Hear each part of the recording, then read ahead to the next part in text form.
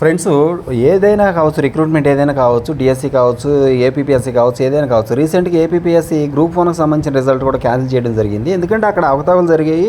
అన్ని జిల్లాల్లో కూడా అభ్యర్థులు దాని మీద చాలా వరకు పోరాటం చేశారు. అయితే డిఎస్సి 2020 పైన కూడా ఉన్న కేసులు కానీ, లేకపోతే చాలామంది అభ్యర్థులు న్యాయ పోరాటం చేయాలని భావిస్తూ ఉన్నప్పటికీ ఎందుకంటే వాళ్ళు అన్యాయానికి గురయ్యారని భావిస్తున్నారు కాబట్టి వాళ్ళు న్యాయాన్ని ఆశ్రయించడం తప్పులేదు. ఇక నార్మలైజేషన్ కేసు, ముఖ్యంగా డిఎస్సి 2020 పైన ఉన్న అన్ని కేసులు నార్మలైజేషన్ కేసు ఒకసారి మీకు గమనించినట్టే ఒక జిల్లాకి ఒక పేపర్ ఉండాలనేది. ఇప్పుడు ఇదేమో జిల్లా వైజ్గా జరిగేటువంటి రిక్రూట్మెంటు, కానీ స్టేట్ లెవెల్లో నార్మలైజేషన్ అనేది యాక్సెప్టబుల్ కాదు అనేది అందరికీ తెలిసిందే. ఇకపోతే నార్మలైజేషన్ ప్రక్రియ అసాధ్యం, ఎందుకని నెగిటివ్ మార్కులు లేవు కాబట్టి. నెగిటివ్ మార్కులు ఉంటే నార్మలైజేషన్ చేస్తారు, నెగిటివ్ మార్కులు లేకుండా నార్మలైజేషన్ అనేది అసాధ్యము. కానీ ఇక్కడ ఇంకొక విషయం గమనించవచ్చు మీరు.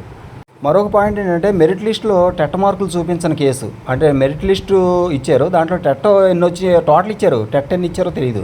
అలాగే పోస్ట్ ప్రిఫరెన్స్ ఆప్షన్ మార్చుకోవాలని చెప్పేసి అభ్యర్థులు, సెలెక్ట్ అయిన అభ్యర్థులు కోరుకున్నారు, కానీ ఆప్షన్ ఇవ్వాల. దాని మీద కూడా న్యాయపరంగా వాళ్ళు పోరాడే అవకాశం ఉంది.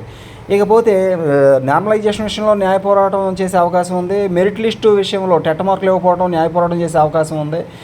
మరి ఆప్షన్స్, తమకు కావాల్సిన పోస్ట్ ఏది కావాలి, ఎందుకంటే క్వాలిఫై అయిన అభ్యర్థులు తమకు కావాల్సిన పోస్టు సెలెక్ట్ చేసుకునే ఆప్షన్ ఇవ్వలేదు, దాని మీద కూడా న్యాయ పోరాటం చేయొచ్చు. ఎగ్జామ్లో డాట్స్ వచ్చిన కేసు, మీకు రెస్పాన్స్ షీట్ ఇచ్చిన తర్వాత చాలామందికి ఆన్సర్లు పెడితే ఆన్సర్ రాకుండా డాట్స్ వచ్చినాయి, అది కూడా టెక్నికల్ ప్రాబ్లం, అది కూడా అభ్యర్థులు దాని మీద కూడా న్యాయ పోరాటం చేసే అవకాశం ఉంది. ఇక పోస్టులు అప్లికేషన్ల కన్నా మెరిట్ లిస్టులో ఎక్కువ మంది అభ్యర్థులు ఉన్నారు. మరి అప్లికేషన్ పెట్టినప్పుడు ఎంతమంది అభ్యర్థులు ఉన్నారో మనకి అనౌన్స్ చేయడం జరిగింది, కానీ మెరిట్ లిస్టులో అంతకంటే ఎక్కువ మంది అభ్యర్థులు కనిపిస్తున్నారు ఆయా కేటగిరీలో.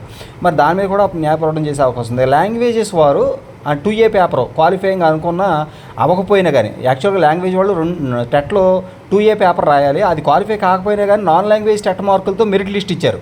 దాని మీద కూడా కేసు అనేది యాక్చువల్గా న్యాయసమ్మతమైన న్యాయ పోరాటం అనేది చేయడానికి ఛాన్స్ ఉంది. ఇక ట్రైబల్ స్కూల్స్ టీచర్స్ పోస్టులు కలిపిన పోస్టు కేసు ఏదైతే ఉందో, ట్రైబల్ పోస్టులు తమకే ఇవ్వాలని కోరుకుంటున్నారు కదా, దాని మీద కూడా న్యాయ పోరాటం చేసే అవకాశం ఉంది. ఇక పీఈటీల కేసు అన్ని తీర్పులు వస్తే, ఇక్కడ గమనించండి, పీఈటీల కేసు ఒకటి ఉంది, అది కూడా యాక్చువల్గా అదే ఇప్పుడు ప్రస్తుతం పెండింగ్లో ఉన్న కేసు కూడా అదొకటే ఉంది. ఇవన్నీ కూడా మనం ఏ విధంగా న్యాయ పోరాటం చేసే అవకాశాలు ఉన్నాయి అభ్యర్థులు, ఇన్ని వేల మంది, ఇన్ని లక్షల మంది అనేది మనం చూస్తున్నాం. జీవో 77 ప్రకారం మరి రిజర్వేషన్ అమలు చేయకపోవడం, దానివలన రిజర్వ్డ్ క్యాండిడేట్స్ నష్టపోయారని చెప్పేసి అభ్యర్థులు భావిస్తున్నారు. ఇలా ప్రభుత్వం 5 లక్షల మంది పైగా అభ్యర్థులందరూ ఆవేదనతో కేసులు వేస్తే కంపల్సరీగా గ్రూప్ 2 లాంటి నోటిఫికేషన్ పైనే జిల్లాల వారీగా 10,000 పైన కేసులు